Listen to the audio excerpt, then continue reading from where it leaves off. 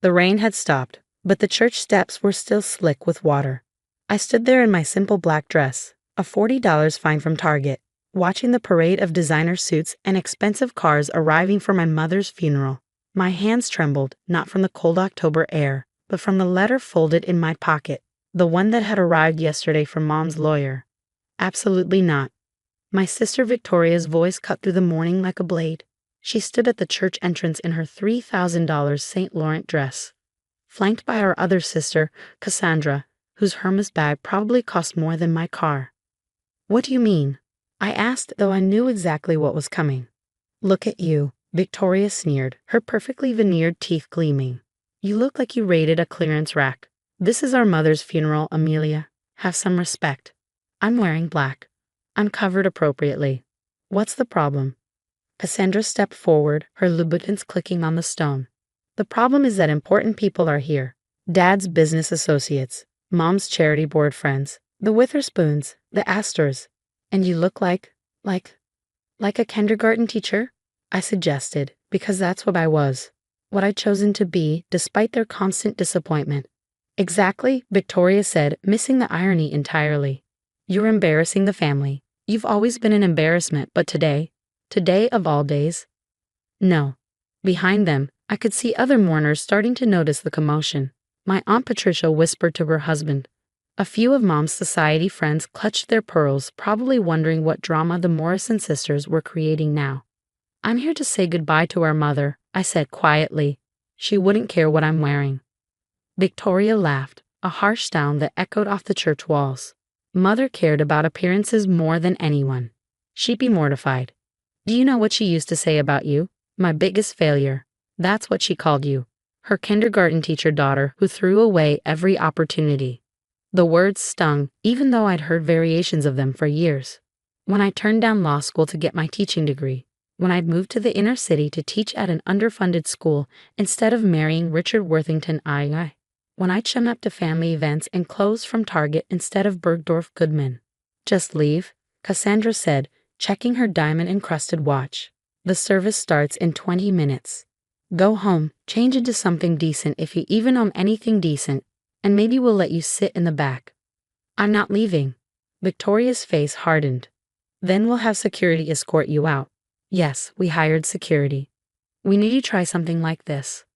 "Something like what?" "Attending my mother's funeral?"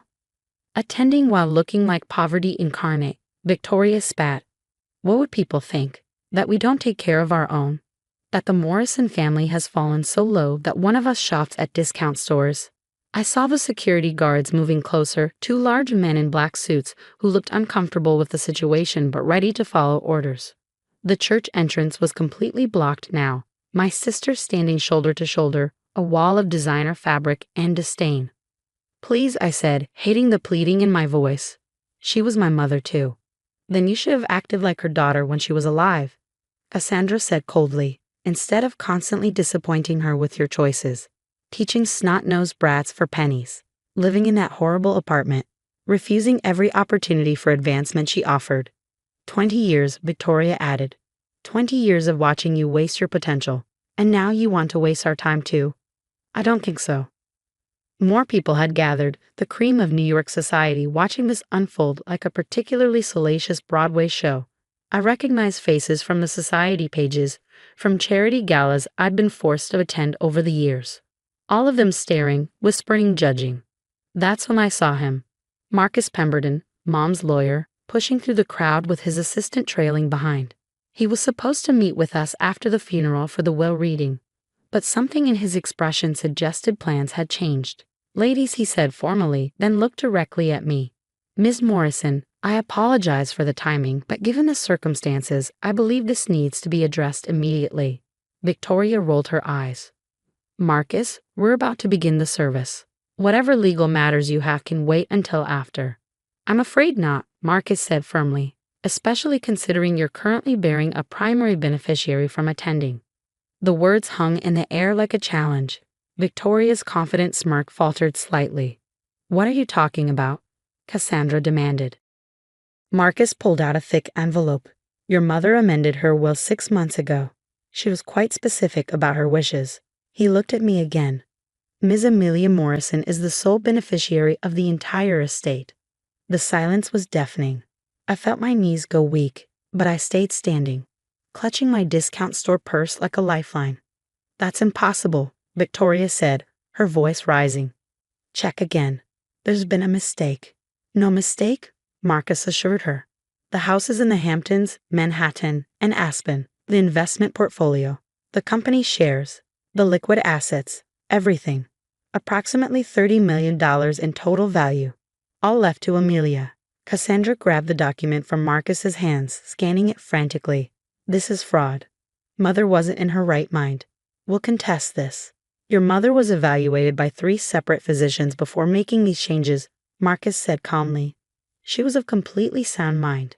She also left video testimony explaining her decision, which I'll be happy to play at the formal reading. Victoria had gone pale beneath her perfectly applied makeup. But I'm the eldest. I'm the one who went to Harvard Law. I'm the one who joined the family business. And I'm the one who married into the Vanderbilt family, Cassandra added desperately. I'm the one who gave her grandchildren to carry on the family name. Marcus cleared his throat. Your mother left each of you a specific bequest. Victoria, you receive the photograph of yourself from your Harvard graduation. Cassandra, you get your wedding portrait. She said you'd understand the significance. I understood. Those were the only times Mom had been proud of them, the achievements they'd thrown in my face for years. As for the rest, Marcus continued, Mrs. Morrison was clear, she said, and I quote, my daughter Amelia is the only one who understood what truly mattered. While her sisters chased money and status, she chased purpose. She taught children who needed her. She lived simply by choice, not circumstance. She showed me that wealth isn't measured in designer labels or society connections, but in the lives you touch. Victoria's face contorted with rage. This is your fault, she hissed at me. You manipulated her. Played the poor, noble teacher to make us look bad. I didn't know, I said quietly, and it was true. The letter in my pocket, I thought it was just final words, maybe a small bequest. Not this. But there's more, Marcus said, and something in his tone made everyone freeze. The reason I needed to address this now, before the service. Mrs. Morrison left specific instructions about the funeral itself. He pulled out another document. She specified that anyone who showed judgment, cruelty, or condescension based on appearance or status was to be barred from her funeral. She wrote, I spent too many years caring about the wrong things, judging the wrong things. I won't have that poison at my final goodbye. He looked pointedly at Victoria and Cassandra. I believe your treatment of your sister just now falls squarely within those parameters. You can't be serious, Cassandra gasped. Security, Marcus called, and the same guards my sisters had hired stepped forward. Please escort Mrs. Victoria Hammond and Mrs. Cassandra Vanderbilt off the premises. This is insane, Victoria screamed. That's our mother in there. A mother you failed to understand, Marcus said coldly, just as you failed to understand your sister. As security moved toward them, Cassandra made one last desperate attempt. Amelia, please. We're sisters. We're family. I looked at them, really looked at them. Beneath the designer clothes and expensive jewelry, I saw something I'd never noticed before. Fear. They were terrified. Not of losing the money, but of losing the identity that came with it. You were so worried I'd embarrass the family, I said quietly. But you just embarrassed yourselves. And worse, you embarrassed Mom's memory by trying to gatekeep her funeral based on designer labels. Victoria's mask finally cracked completely. Do you know what I gave up for that money? I work 80-hour weeks. I gave up having children because Mom said pregnancy would slow my career. I did everything she asked. That's the difference, I said. You did what she asked. I did what was right. Security escorted them away, their designer heels clicking frantically on the stone as they protested, threatened lawsuits, promised revenge.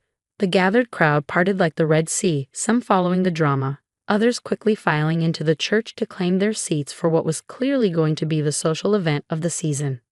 Marcus turned to me. There's one more thing.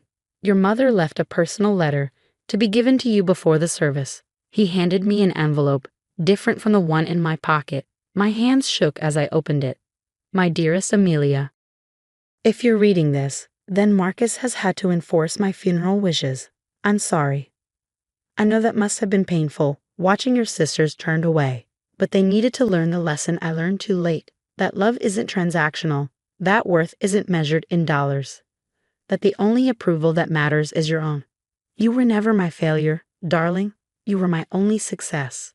Because while I taught Victoria and Cassandra to chase wealth, you somehow learned to chase joy. While I pushed them towards status, you ran towards service. You became everything I was too afraid to be. The money I'm leaving you isn't a reward. You never needed rewards. It's freedom. Freedom to expand your teaching, to help more children, to live the generous life I was too selfish to live. But here's my final secret, the one not even Marcus knows. The homeless woman you've been buying lunch for every Friday at the corner near your school. The one you talk to about books and life and dreams. That's your Aunt Caroline.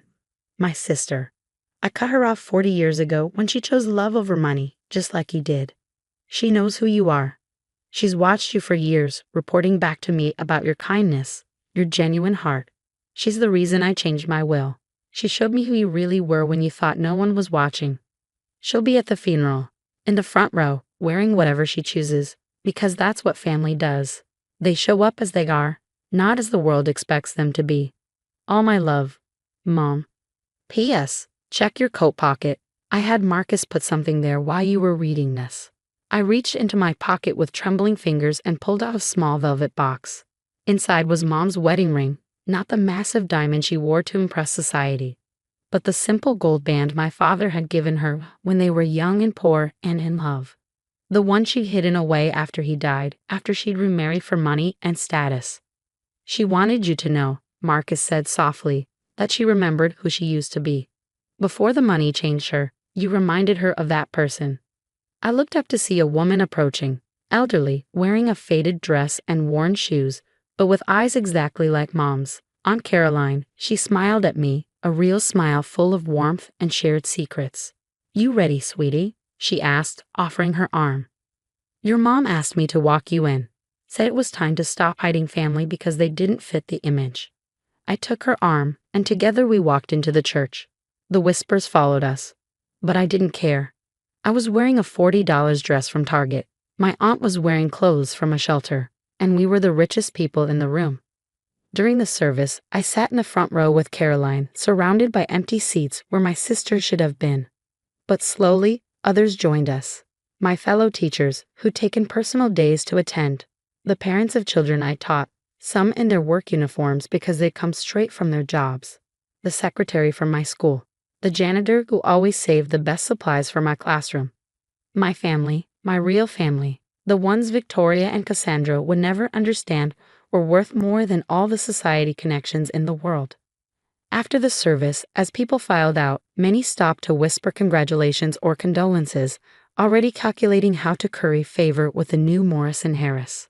I ignored them all, focused on the woman beside me who'd spent 40 years on the streets rather than bow to my mother's demands. So, Caroline said with a wry smile, what are you going to do with all that money? I thought about it, about the school that needed new computers, about the breakfast program we couldn't afford, about the after-school center that was about to close, about the brilliant students who couldn't afford college. Change lives, I said. The same thing I've always done, just with a bigger budget. She squeezed my hand. Your mother would be proud. The real her, not the one she pretended to be. Outside, I saw Victoria and Cassandra standing by their cars, mascara running, still screaming at lawyers on their phones. They looked broken, lost like children who just discovered Santa wasn't real. I felt sorry for them. All those years chasing Mom's approval, never realizing the price of that approval was their souls. Marcus appeared at my elbow. The formal will reading is Monday. But if you need anything before then. Actually, I said, watching my sisters set up trust funds for Victoria's future children and Cassandra's kids. College funds. But with one stipulation, the money can only be used for education, not trust fund lifestyles. He raised an eyebrow. That's generous, considering. My mother left me $30 million because I understood what mattered, I said. It would be pretty hypocritical if I forgot that lesson now. He nodded and made a note. Anything else? The houses. I want to convert them. The Hampton estate becomes a summer camp for inner-city kids. The Aspen House, a retreat for teachers. The Manhattan Penthouse. I smiled. That becomes transitional housing for families getting back on their feet. And where will you live? I thought about my little apartment with its leaky faucet and temperamental heating. The place my sisters mocked, but where I've been happier than they ever been in their mansions. Right where I am, I said. Maybe I'll fix the faucet, though. As we walked to the parking lot, Caroline told me stories about my mother before the money, before the bitterness. A woman who'd loved freely, laughed easily, and worn whatever made her comfortable. A woman who'd gotten lost somewhere between poverty and prosperity. She found her way back in the end, Caroline said. Thanks to you. I didn't do anything special. That's exactly what you did, she corrected. You didn't do anything special. You just lived according to your values. In this family, that made you a revolutionary. My phone buzzed with a text from Victoria. This isn't over. I deleted it without responding. It was over. The chase for approval, the competition for affection, the measuring of worth by net worth. All of it was done. I drove away from the church in my 10-year-old Honda, wearing my Target dress, carrying the weight of $30 million and the freedom to use it for good. Behind me, my sisters plodded in their luxury cars, already counting legal fees for a battle they'd never win. They still didn't understand. Mom hadn't left me the money because I was the best daughter. She'd left it because I was the only one who'd never wanted it.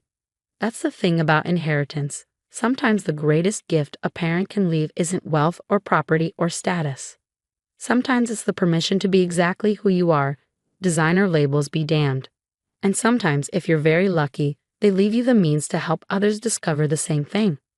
As I pulled into traffic, I passed the corner where I usually met Caroline, or Aunt Caroline, as I now knew her. The corner where I'd bought lunch for a homeless woman every Friday for 3 years, never knowing she was reporting back to my mother about the daughter who'd chosen kindness over ambition. I keep buying her lunch, every Friday, designer dress or Target special, $30 million or $30. Because that's what you do for family. The real kind.